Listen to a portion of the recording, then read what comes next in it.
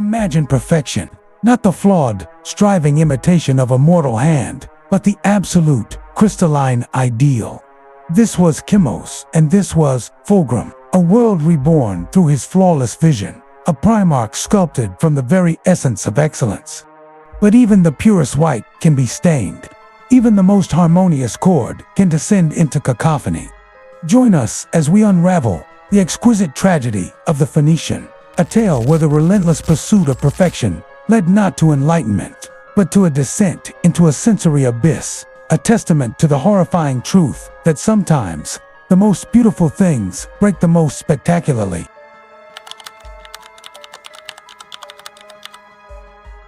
The silent descent. Fulgrim's gestation pod plummeted through Kimos' toxic atmosphere, a silver tear in the bruised sky. It landed not in a populated center, but in a relatively uncontaminated research facility on the planet's northern polar region, the Argent Spire. The facility, dedicated to atmospheric purification and sustainable energy, was home to a small, elite cadre of scientists.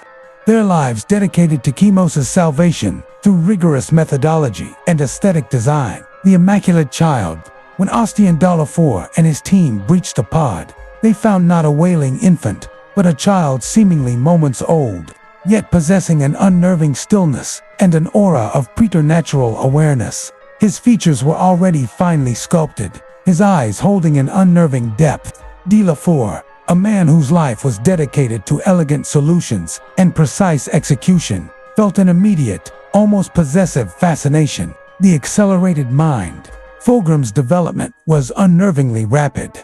He absorbed knowledge like a parched land drinks water.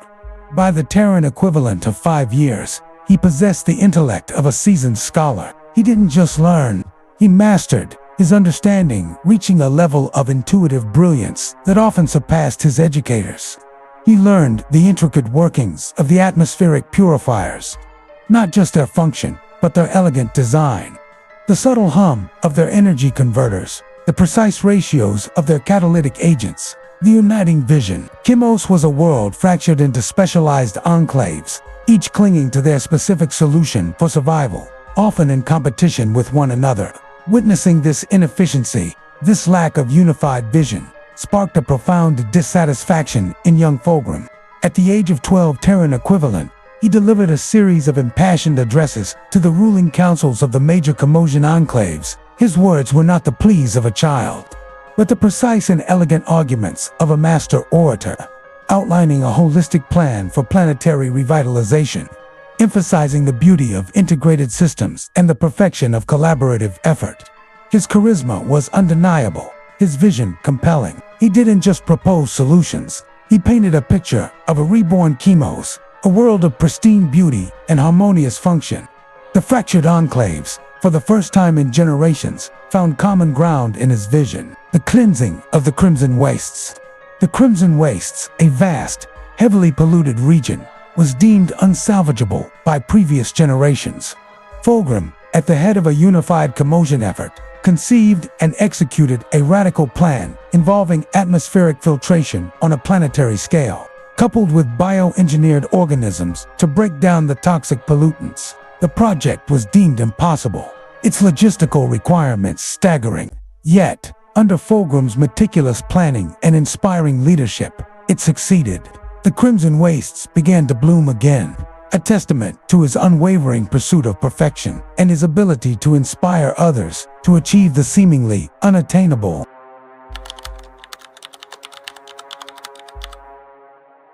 The Emperor's descent. The Emperor's ship, the spirit of eternity, pierced Kimos' cleansed skies like a golden dawn. The entire population gathered, a silent, awestruck multitude. Fulgrim, standing at the apex of the Argent Spire, felt an immediate, resonant connection to the majestic figure descending from the vessel. It wasn't just recognition. It was a sense of profound understanding, as if a missing piece of his very being had finally been found. The first dialogue.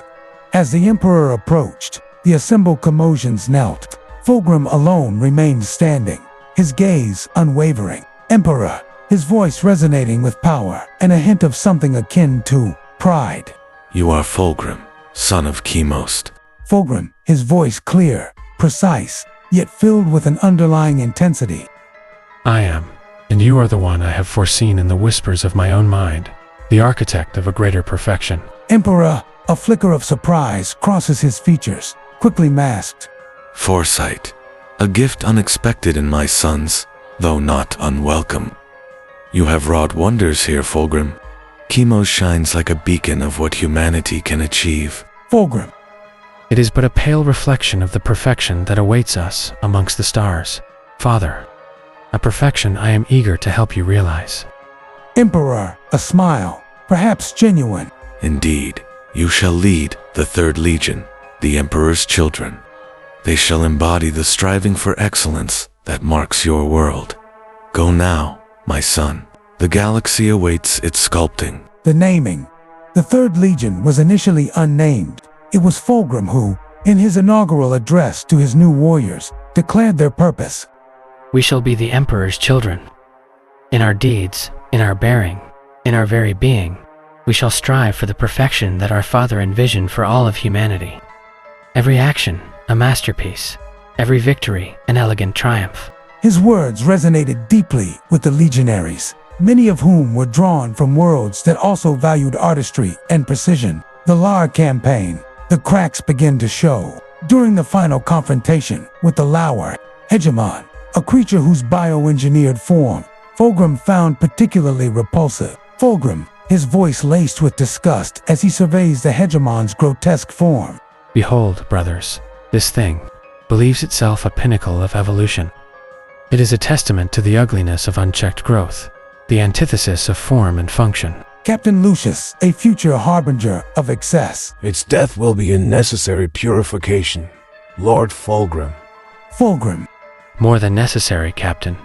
It will be a demonstration.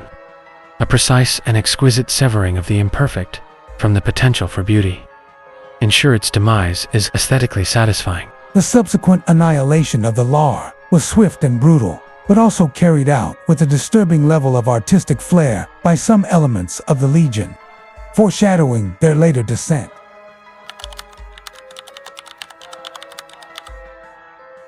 The Lauer blade was discovered in the hegemon's personal chambers, resting on a pedestal of polished obsidian. It pulsed with a subtle, internal luminescence, its edges impossibly sharp. Fulgrim was immediately drawn to its flawless craftsmanship, its alien yet undeniably elegant design. As he grasped the hilt, a faint whisper, like the sigh of a lover, entered his mind, a fleeting sensation of boundless potential. He felt more when he held it, his senses heightened, the world around him taking on a sharper, more vibrant quality. The Palatine blades were initially conceived as a warrior elite, embodying the Legion's pursuit of martial perfection. Their training regimes were legendary, pushing their bodies and minds to the absolute limit. However, under the subtle influence of the Lauer blade and Fulgrim's growing obsession, their pursuit of excellence began to bleed into other areas. They sought the finest wines, the most exotic music, the most stimulating company. Their banquets became elaborate sensory experiences, their armor adorned with increasingly intricate and impractical embellishments. Captain Idolin, a charismatic but increasingly decadent officer, became a key figure in this inner circle, his pursuit of sensation mirroring Fulgrim's own burgeoning desires. During a strategic debriefing with Captain Saul Tarvitz, a level-headed and pragmatic officer, Lord Fulgrim, while the victory on Xylos was decisive, the losses amongst the Palatine blades were unusually high. Their pursuit of individual glory seemed to override tactical considerations. Fulgrim, his gaze distant, almost dreamy. But their movements, Saul, were they not exquisite? The way they carved through the enemy ranks, each strike a perfect arc. Tarvit, Effective, my lord, but costly. Perfection in war is victory with minimal loss, is it not? Fulgrim, a flicker of annoyance crosses his perfect features. Victory is but a means, Saul. True perfection lies in the how as much as the what. To achieve victory with artistry, that is the ultimate goal.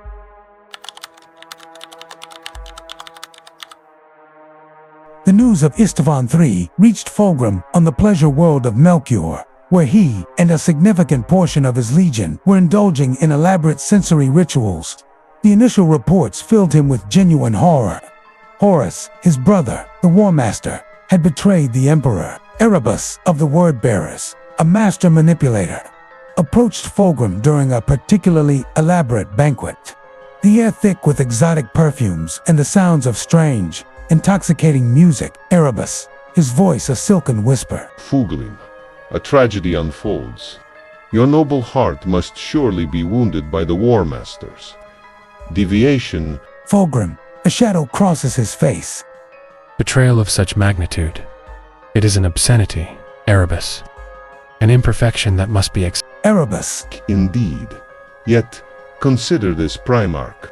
Is the Emperor's path truly one of unalloyed perfection? Does his rigid dogma not stifle creativity, suppress the boundless potential of the human spirit? You, Lord Fulgrim, a master of artistry, must surely feel this constriction. Fulgrim, his brow furrows, a seed of doubt planted. The Emperor's vision. It is one of order, of harmony. Erebus. But at what cost? Harmony achieved through suppression, order enforced through blind obedience. The powers that whisper beyond the veil. They offer true liberation, a canvas upon which true artistry can flourish, unbound by the Emperor's limiting vision.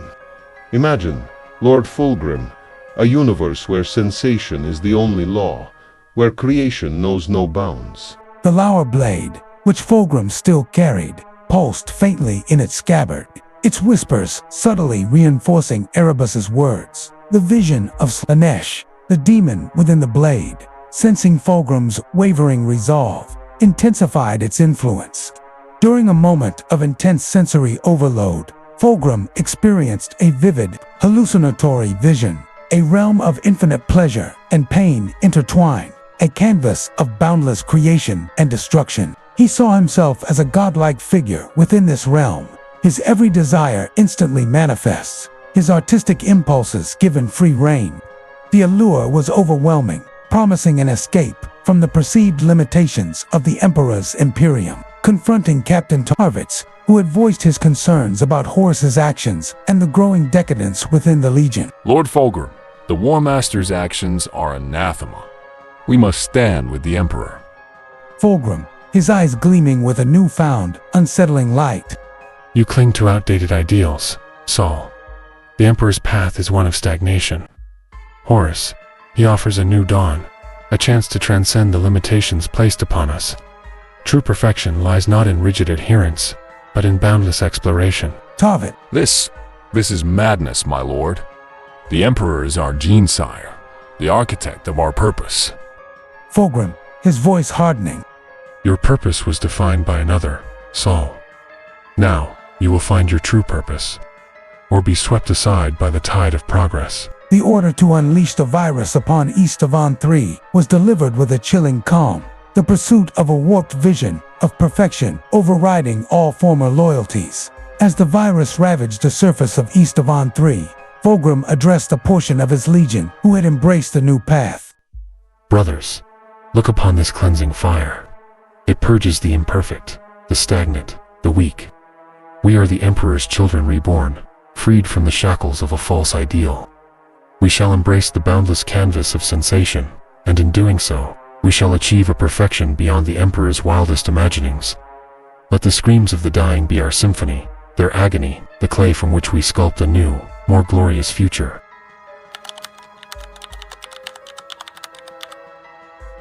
The journey to Istvan V, as the Horus Heresy escalated. Fulgrim and the Emperor's children embraced their newfound devotion to Slaanesh with terrifying zeal. Their pursuit of perfection morphed into an insatiable hunger for ever more extreme and perverse sensations.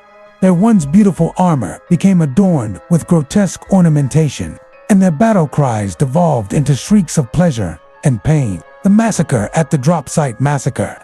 At Istvan V, Fulgrim and the Emperor's children played a pivotal role in the slaughter of the Loyalist legions. Their elegant combat skills were now employed in acts of horrific brutality. Their pursuit of perfection, finding its expression in the exquisite suffering they inflicted upon their enemies, the Demon Prince. As Fulgrim delved deeper into the worship of Slanesh, he underwent a physical and spiritual transformation, eventually ascending to become a demon prince of the Prince of Pleasure. His once handsome features twisted into an androgynous mask of unsettling beauty, and his pursuit of perfection reached its zenith in the boundless, ecstatic torment he inflicted upon the galaxy. And so, the saga of Fulgrim concludes, a cautionary tale etched in the annals of the damned. From the sterile beauty of Kimos to the orgiastic horrors of Slanesh, his journey is a stark reminder that the pursuit of an ideal, untempered by wisdom and empathy, can pave the most gilded road to ruin. The echoes of his flawless triumphs are now drowned out by the shrieks of his devotees. His name no longer a whisper of admiration, but a sigh of decadent despair. The Phoenician sought perfection, and in the embrace of chaos, he found it. A perfection utterly alien, utterly corrupt, and utterly eternal in its exquisite damnation. Remember his story, void gazers, for it whispers a chilling truth. Sometimes, the most beautiful beginnings lead to the most monstrous ends.